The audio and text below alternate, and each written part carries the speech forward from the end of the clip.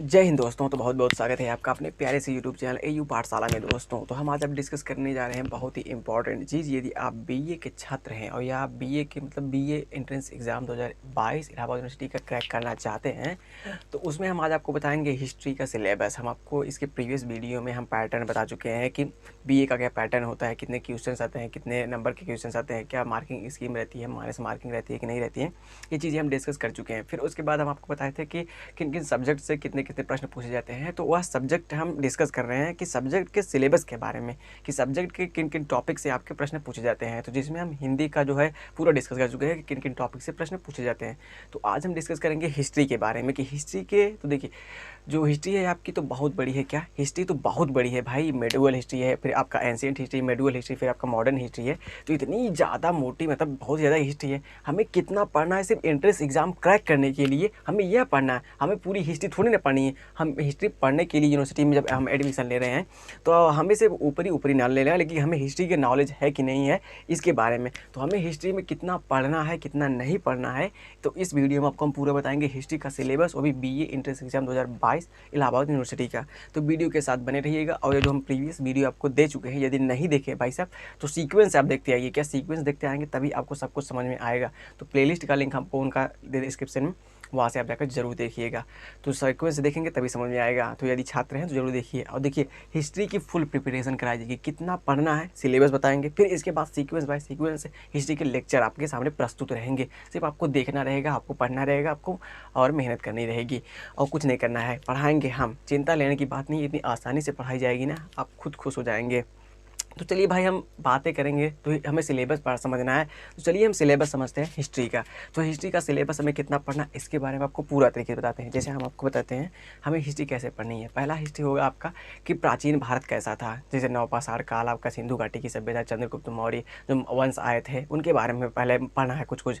फिर उसके बाद आएंगे मध्यकालीन भारत में कि मध्यकालीन भारत कैसा था। तो जैसे मोहम्मद गौरी, जब अरबों का आक्रमण हुआ था भारत पर, तो उसके बारे में पढ़ना है। फिर उसके बाद आएंगे हम क्या, आधुनिक भारत पर। आधुनिक भारत में सीबीएसई बोर्ड वाले पढ़ेंगे। जो अंग्रेज आए थे, भारत को लूटे थे, अच्छे से यहाँ पर राज किए थे, शासन किए थे, फिर फूट डाले थे, भारत अपने आप अलग हो गया है। तो इस प्रकार के जो है आपका, तो हम पढ़ेंगे आधुनिक भारत में। फिर उसके बाद आएगा आपका विश्व का इतिहास। कुछ कुछ विश्व का इतिहास पढ़ना, जैसे इटली का एकीकरण, जर्मनी का एकीकरण, अमेरिका का स्वतंत्रता संग्राम और फ्रांस की राज्य क्रांति। तो ये सब छोटी छोटी चीज़ें पढ़नी रहेंगी, ज़्यादा डीपनेस में नहीं पढ़नी रहेंगी। हम आपको पढ़ाएंगे, आप वीडियो के साथ हमारे चैनल के साथ बने रहिएगा। जितना पढ़ाएंगे उससे बाहर कभी नहीं पूछेगा, जितना पढ़ाएंगे। और आपको हम ट्यूशन भी भाई कराएंगे, ट्यूशन भी कराएंगे तो आप समझेंगे।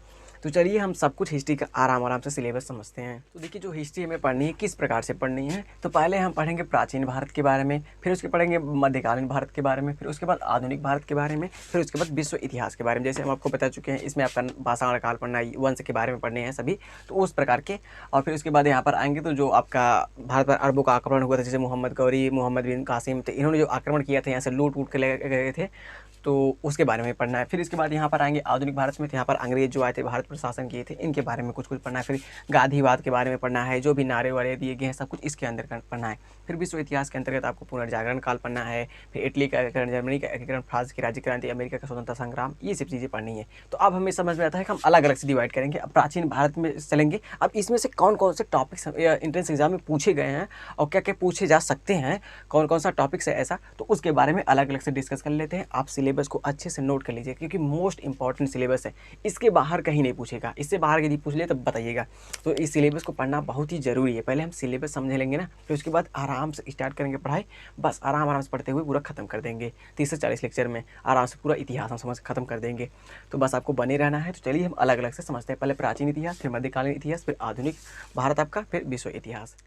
तो चलिए समझते हैं अब प्राचीन भारत में हमें क्या क्या पढ़ना है। सिर्फ टॉपिक हम समझेंगे, क्या टॉपिक, इन्हीं टॉपिक के अंदर में हमें पढ़ना रहेगा और ज़्यादा डीपनेस में नहीं पढ़ना रहेगा, सिर्फ ऊपर ऊपर। ज़्यादा चिंता लेने की बात नहीं है। जैसे हम बताते हैं जो नया बिगनर्स होते हैं, जो नई नई पढ़ाई करते हैं, मान लीजिए इतिहास नहीं पढ़े हैं, वो पढ़ना चाहते हैं, तो उनके लिए चीज़ें बहुत कठिन है कि क्या है भाई, ये क्या चीज़ें पूरी लिखेगी, समझ में नहीं आएगा। लेकिन जब भाई पढ़ोगे तब समझ में आएगा। टाइम कुछ दोगे किसी चीज़ पर तभी वो चीज़ें समझ में आएंगी। ये सोचोगे कि सब कुछ जल्दी में आ जाए तो बहुत मुश्किल है। तो पहले आपको सिलेबस सिलेबस समझना है, फिर उसके बाद अब अंदर आप पढ़ेंगे तब आपको अच्छे तरीके से समझ में आएगा। पहले एक बार सिलेबस को थोड़ा माइंड में भर लो, फिर उसके बाद क्या क्या पढ़ना है। जैसे बाहर की चीज़ें ना पढ़ो, जो आपके बहुत सारी बुक्स हैं उनको पढ़ने लगे, कितना मोटी मोटी बुक्स वो नहीं पढ़नी है, जितना हम बता रहे हैं इसी के अंदर में आपको पढ़ना है। तो पहले देखिए प्राचीन भारत में हम जब घुसेंगे तो पहले हमें उसमें पढ़ना क्या रहेगा, पहला पढ़ना रहेगा कि प्राचीन भारतीय इतिहास के स्रोत। जो प्राचीन भारत है वो वह कैसे हम मानेंगे कि प्राचीन भारत है, कुछ स्रोत मिले होंगे तो उसके बारे में पढ़ना है। फिर उसके बाद पाषाण काल, जो पाषाण काल आप पढ़ना हो, पाषाण काल पूरा पाषाण काल मध्य पाषाण काल है, यह इसके बारे में पढ़ना है। पत्थरों के बारे में, फिर सिंधु सभ्यता के बारे में पढ़ना है, हड़प्पा सभ्यता के बारे में पढ़ना है, फिर वैदिक सभ्यता के बारे में हमें पढ़ना है, क्या वैदिक सभ्यता के बारे में। फिर उसके बाद हमें महाजनपदों का उदय, जो 16 महाजनपद आपके थे भारत में उदय हुआ था उनका, उनके बारे में पढ़ना है। फिर जैन धर्म के बारे में पढ़ना, फिर धर्म पे आ जाइए, जैन धर्म पढ़ना है, बौद्ध धर्म पढ़ना है। तो जैन धर्म हो गया, बौद्ध धर्म हो गया, फिर एक था शैव धर्म, क्या शैव धर्म था, फिर एक था वैष्णव धर्म था, क्या वैष्णव, जिसमें बहुत सारे भगवान, जैसे मान लीजिए कृष्ण भगवान हो गए, इनके बारे में पढ़ना है आपको कुछ। फिर उसके बाद इस्लाम धर्म अर्थात मुस्लिम के बारे में पढ़ना है, मुस्लिम का धर्म क्या है, इस्लाम धर्म जो है, जो इस्लाम धर्म है जो मुस्लिम फॉलो करते हैं, इसके बारे में पढ़ना है। फिर ईसाई धर्म है क्या, जिसमें ईसाई धर्म क्या है, जो आपका जी हैं उनके बारे में हमें पढ़ना है। फिर पारसी धर्म पढ़ना है, क्या पारसी धर्म पढ़ना है। फिर जो मगध राज्य का उत्कर्ष हुआ था, जो बिहार है इसमें वर्तमान, वो पहले क्या था, मगध था, तो मगध राज्य का जो उत्कर्ष है उसके बारे में हमें पढ़ना है। फिर उसके बाद आएंगे सिकंदर के बारे में पढ़ना है, क्या सिकंदर में अंदर जाएंगे थोड़ा और पढ़ना रहेगा कि सिकंदर के घोड़े का नाम क्या था, इसके बारे में पढ़ना रहेगा। बहुत ऊपर मतलब आपसे प्रश्न पूछेगा, ज़्यादा डीपनेस में नहीं घुसेड़ेगा। फिर मौर्य साम्राज्य के बारे में पढ़ना है, जिसमें आपका चंद्रगुप्त मौर्य है उनके बारे में, चाणक्य के बारे में कुछ पढ़ना है। फिर चाणक्य की पुस्तक का नाम क्या है, इसके बारे में हमें पढ़ना है। फिर देखिए ब्राह्मण शास्त्र, ब्राह्मण साम्राज्य पढ़ना है, इसी के आगे आएंगे। फिर उसके बाद भारत के यमन राज्य को पढ़ना है। फिर शक वंश आए थे, कंठौ आए थे, कुषाण आए थे, तो यह कुषाण वंश, संगम वंश, गुप्त साम्राज्य जिसमें समुद्रगुप्त है आपका, ये इस प्रकार के। फिर इसमें क्या आएगा, वाकाटक वंश, क्या वाकाटक वंश। फिर उसमें आएंगे पुष्पभूति वंश। फिर आएगा आपका आगे वर्धन वंश, जिसमें हर्षवर्धन है, तो वर्धन वंश। फिर दक्षिण भारत के प्रमुख राजवंश, जब दक्षिण भारत था, नीचे का जो साइड है ये क्या है, दक्षिण भारत है, तो दक्षिण भारत का जो राजवंश थे उनकी उत्पत्ति कैसे हुई थी, इसके बारे में कुछ पढ़ना है। फिर उसके बाद सीमावर्ती राजवंशों का अभ्युदय, जो सीमावर्ती राज्य पर हैं ये इस प्रकार के, तो उनका राजवंश कैसे हुआ था, मतलब कैसे वो अभ्युदय किए थे, कैसे उठे थे। फिर उसके बाद राजपूत राजवंशों की उत्पत्ति, जो राजपूत राजवंश थे उनकी उत्पत्ति कैसे हुई थी, इसके बारे में हमें किस में पढ़ना है, प्राचीन भारत में पढ़ना है। ज़्यादा हम देखिए पढ़ाएंगे जब ना, तो आपको सब कुछ समझ में आएगा। जब इतिहास हम स्टार्ट करेंगे, जब लेक्चर हमारा जाएगा तो आपको सब कुछ समझ में आएगा, लेकिन वेट कीजिए, क्या वेट करना पड़ेगा, आराम से पढ़ना पड़ेगा। तो ऐसा सिलेबस समझ के एकदम डर न जाए, करी भाई इतना है पढ़ने का, अभी तो आगे भी है। मध्यकालीन भारत देखिए, आधुनिक भारत देखिए और विश्व इतिहास देखिए, तब समझ में आएगा। सिलेबस को नोट कर लीजिएगा, स्क्रीनशॉट जरूर लीजिएगा एक बार। अब देखिए समझते हैं मध्यकालीन भारत के बारे में। अभी हम आपका प्राचीन भारत के बारे में समझ चुके हैं क्या क्या पढ़ना है। अब समझते हैं मध्यकालीन भारत के अंदर हमें क्या क्या पढ़ना है। तो मध्यकालीन भारत के अंदर इतना ही पढ़ना है, ज़्यादा नहीं पढ़ना है, थोड़ा है। उसमें क्या पढ़ना है कि भारत पर अरबों का आक्रमण, जो अरब के देश के जो आपके बादशाह थे, राजा थे, जिन्होंने भारत पर आक्रमण किया था, उनके बारे में पढ़ना है। फिर उसके बाद महमूद गजनवी के बारे में पढ़ना है, जानते होंगे, मोहम्मद गौरी के बारे में पढ़ना है। फिर सल्तनत काल के बारे में आपको पढ़ना है। फिर उसके बाद आएंगे, फिर विजयनगर का साम्राज्य जो था उसके बारे में पढ़ना है। फिर बहमनी राज्य के बारे में पढ़ना है। अभी आपको हम सबको जब बताएंगे तो आपको समझ में आएगा बहमनी राज्य के बारे में। फिर सूफी आंदोलन जो हुआ था उसके बारे में आपको बताएंगे। ये सिलेबस है भाई, ये टॉपिक है, टॉपिक के अंदर हमें पढ़ना है। फिर है भक्ति आंदोलन हम समझेंगे क्या भक्ति आंदोलन क्या था, किससे संबंधित था। फिर मुगल साम्राज्य, फिर उसके बाद हमें मुगल शासन की व्यवस्था कैसी थी, जब मुगल साम्राज्य जो बादशाह हुए इनकी व्यवस्थाएं कैसी थी, इसके बारे में आगे पढ़ना है। फिर उसके बाद मराठों का उत्कर्ष, जिसमें शिवाजी आपके आते हैं, जो शिवाजी को जानते ही होंगे, तो शिवाजी उसमें आते थे मराठों का उत्कर्ष में, तो शिवाजी के बारे में पढ़ना है। तो इस प्रकार से जो आपका मध्यकालीन भारत का इतिहास है ये इतना छोटा है, इसमें अब जब जाएंगे थोड़ा पढ़ेंगे तब आपको समझ में आएगा। भारत पर अरबों का आक्रमण, महमूद गजनवी, मोहम्मद गौरी, सल्तनत काल, तो ये सभी चीज़ें आपको पढ़नी है आपके मध्यकालीन भारत में।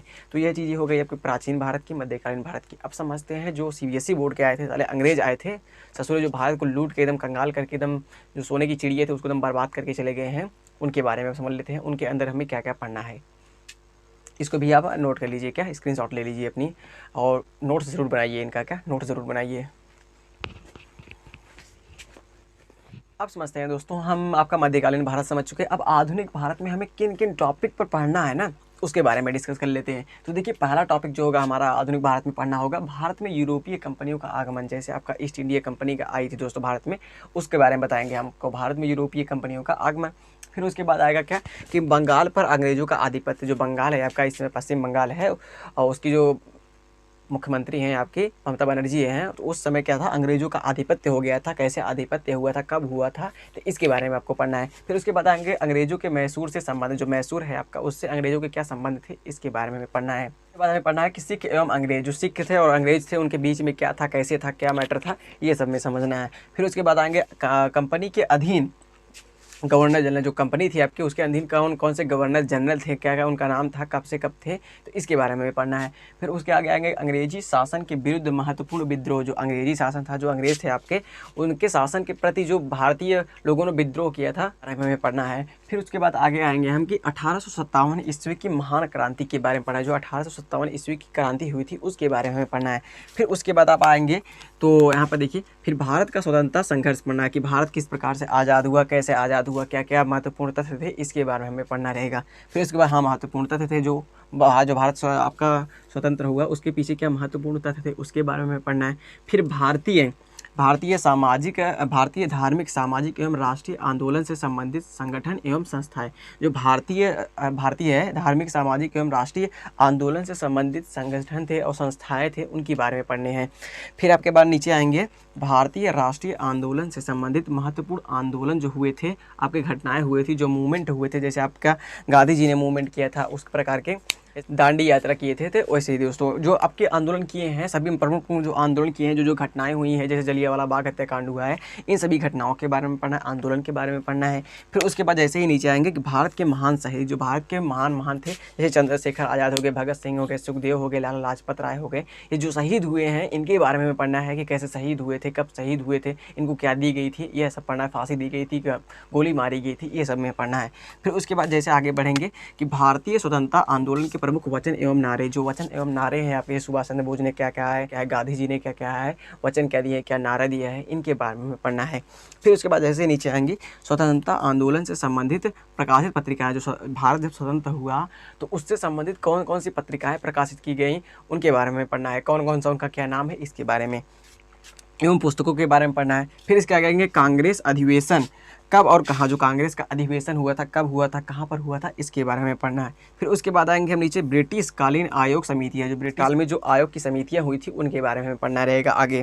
फिर उसके बाद क्या है, भारतीय प्रेस का विकास, जो भारतीय प्रेस है उसका विकास कैसे हुआ था, इसके बारे में पढ़ना है। फिर भारत की ऐतिहासिक लड़ाइयाँ, जो भारत की ऐतिहासिक लड़ाई हुई थी, उनके बारे में हमें पढ़ना है। फिर उसके बाद जैसे ही आगे बढ़ेंगे हम कि सामाजिक सुधार अधिनियम, इसके बारे में पढ़ना रहेगा, सामाजिक सुधार अधिनियम। फिर उसके बाद मुस्लिम सामाजिक धार्मिक आंदोलन और संगठन, जो मुस्लिम के द्वारा सामाजिक एवं धार्मिक संगठन किए गए थे, आंदोलन किए गए थे, उनके बारे में हमें पढ़ना रहेगा। तो जो आधुनिक भारत है आपका, इसमें इतना पढ़ना है। देखिए सेंटेंस बहुत बड़े बड़े हैं, लेकिन जब पढ़ाने लगेंगे तो बहुत ही आसान रहेगा, बहुत टेंशन लेने की बात नहीं है। आप इतना सिलेबस देख लें, क्या नाम है इनका, स्वतंत्रता संघर्ष, महत्वपूर्ण तथ्य है, फिर आंदोलन, ये तो भाई सिलेबस है, सिलेबस छोटा ही रहेगा, ना कि पूरा बड़ा रहेगा, ब्रॉड रहेगा, आपको समझाने के लिए रहेगा। तो ये सिलेबस है भाई, इसी के अंदर में हमें पढ़ना है, तो ये समझिए ना।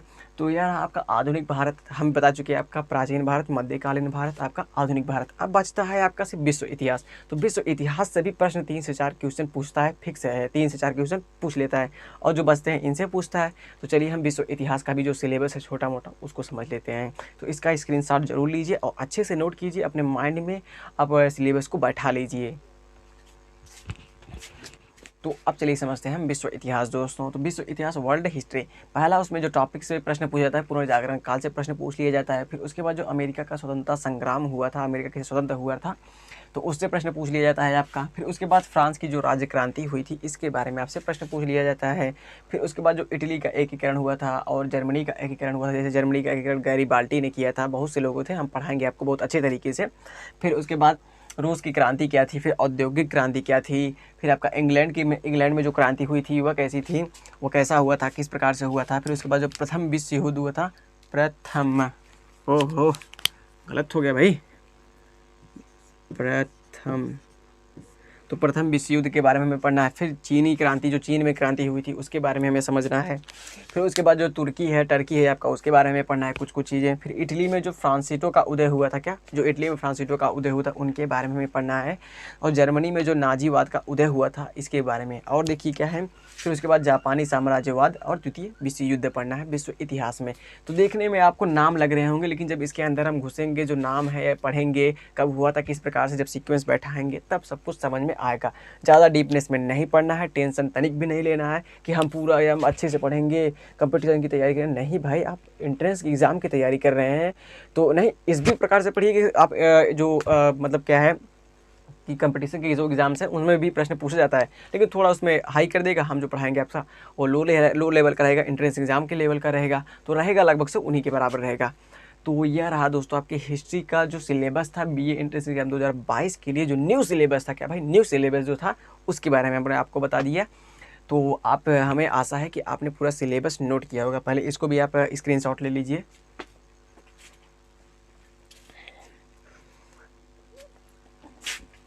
तो हमें आशा है कि आपने पूरा सिलेबस समझ लिया होगा, क्या सिलेबस है आपका, पूरा आपने नोट्स बना लिए होंगे। ज़रूर नोट्स बनाइए, नहीं तो भोगेंगे, पक्का भोगेंगे भाई। आप सोच रहे हैं हल्के में यदि एंट्रेंस एग्जाम को लेंगे ना तो भोगेंगे, फिक्स है, आप भोगेंगे, जान लीजिए। तो एंट्रेंस एग्जाम को हल्के में नहीं लेना, सीरियसली पढ़ना है भाई। तो सीरियसली पढ़ेंगे, आराम आराम से पढ़ेंगे। तो ये रहा आपके लिए वीडियो। हम हिंदी का सिलेबस बता चुके हैं बीए बीएससी बीकॉम के लिए। जो हिंदी का सिलेबस हमें कितना पढ़ना है, कितना नहीं पढ़ना है, क्या क्या पढ़ना है, हम बता चुके हैं। लिंक डिस्क्रिप्शन में देंगे, यदि नहीं देखे हैं तो ज़रूर देखिएगा। अब आगे आने वाले वीडियोज़ में हम ज्योग्राफी का बताएंगे, सिविक्स का बताएंगे, और जो भी आपका जीके का है और आपका रीजनिंग का है, इसके बारे में आपको बता देंगे। तो चैनल के साथ बने रहिएगा, वीडियो के साथ बने रहिएगा। आज का वीडियो यदि पसंद आया तो वीडियो को ज़रूर लाइक कीजिएगा। हमने बहुत ही निचोड़ के इस सिलेबस को तैयार किया है, तो मेहनत को ज़रूर भाई फॉलो कीजिएगा और उसको लाइक ज़रूर कीजिएगा और सब्सक्राइब कर लीजिएगा। यदि चैनल पर नए हों सब्सक्राइब जरूर कीजिएगा, क्योंकि सब्सक्राइब करने पर ही आपको पूरे वीडियोस मिलेंगे आपको हमारे चैनल पर। तो और कमेंट में बताइए यदि आपका कोई प्रश्न है इससे संबंधित, उसका कमेंट में देंगे। मिलेंगे नेक्स्ट वीडियो में कोई अन्य टॉपिक लेकर, तब तक के लिए जय हिंद, वंदे मातरम, बाय बाय।